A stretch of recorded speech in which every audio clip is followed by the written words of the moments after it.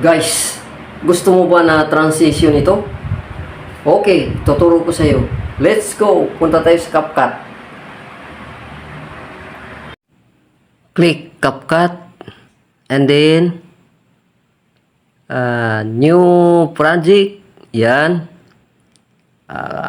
Video na gawin natin na sample. Yan. So, add. Yan. Yan mga guys. So, yan mga guys. Yan ang gawin natin na sample. So, pindutin natin yan para magputi. And then, split tayo. Yan mga guys. So, atras tayo kunti. Yan. So, ang gagawin natin dyan ay pindutin naman natin yan na split natin. Yan. Para mapunta tayo dito sa transition na ito. Yan. So, pipili tayo dyan mga kaabang. Kung saan ang gusto mo dyan, piliin mo. Ikaw lang bahala magpili. Basta wag lang yung naka-pro. Kasi yung may pro, may bayad yan. Pero kung mayroon ka namang pangbayad, so, mas maganda. Dahil makapili ka dyan kung saan talaga ang gusto mo dyan mga kaabang. So, ang pipiliin natin, ito. Subukan natin yan. So, itong adjust niya, isagad lang natin yan, mga kabang. Isagad yan mga kabang. So, abante naman tayo kunti, mga kabang. Subukan natin muna, mga kabang. Yan, okay. So, ang gawin natin, abante tayo kunti. So, pindutin na naman natin para magputi. And then, split tayo ulit. Yan.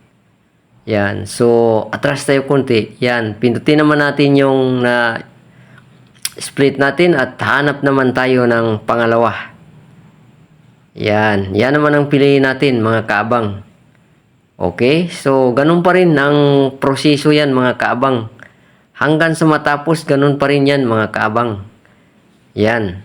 So, subukan natin, mga kaabang. Yan. Okay mga kaabang. So, isa lang ang proseso yan mga kaabang. Ganun lahat. So, kung gusto mo naman magdagdag, di pindutin mo naman para magputi. And then, split mo ulit. Yan mga kaabang. So, atras tayo. Pindutin naman natin. Katulad din yung kanina mga kaabang. So, yan. Pipili naman tayo mga kaabang. Oh, yan mga kaabang. So, kung gusto mo mga kabang, isa lang, pwede rin isa lang. Ikaw na bahala, maglagay dun sa kung saan na video mo ang lagyan mo. So, ito naman ang pipiliin natin. Okay, isagad din natin yung adjust niya. Basta isa lang ang proseso yan mga kabang. So, yan, subukan natin mga kabang. Subukan natin. Yan, try natin mga kabang. Okay kayo mga kabang. So, yung pangalawa mga kabang. Yan. Yan ang pangatlo mga kabang. Yan.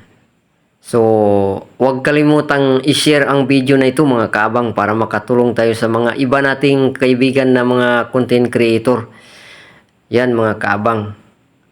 Oh. So, ang gagawin natin mga kabang, pindutin natin yan, delete natin yan logo ng CapCut. Yan mga kaabang. Sana nasundan ninyo ito mga kaabang. Dahil napakadali lang ito mga kaabang. Oh, yan mga kaabang. So, sana ay nakatulong ito sa inyo mga kaabang. Para maganda yung content natin mga kaabang. So, yan. Export natin yan mga kaabang. Yan. Thank you for watching. Okay, so ito na ang result mga kabang.